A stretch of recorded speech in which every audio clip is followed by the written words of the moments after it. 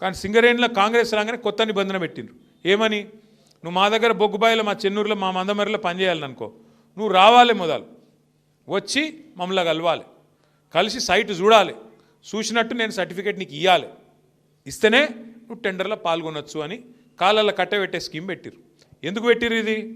ఆయన వస్తాడు కదా, వచ్చినోడు రాగానే ఆయన పుట్టుమచ్చలు ఎక్కడున్నాయి, ఆయన పుట్టు పూర్వోత్తరాలు ఏంది, ఆయనది ఏ కులము, ఏం గోత్రము, ఎన్ని పైసలు ఉన్నాయి, మనకి ఎన్ని ఇస్తాడు, ఇవన్నీ రాసుకున్నారు.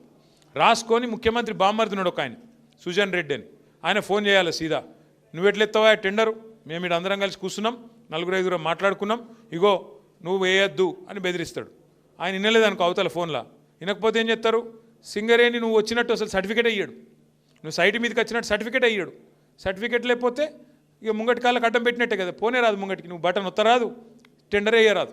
గట్ల పెట్టి ఇదివరకు మైనస్లో పోయే టెండర్లను ఇవాళ వీళ్ళు ఒక్కొక్క టెండర్ను 6,000 కోట్లను మంచిగా పుట్నాలు బఠానీలు వంచుకున్నట్టు తలా ఒకటి అందులో ఫస్ట్ మొదటి కాంట్రాక్ట్ వచ్చిందే ముఖ్యమంత్రి బామ్మర్ది సుజన్ రెడ్డి గారి కంపెనీకి 250 కోట్లు వాళ్ళు తీసుకున్నారు.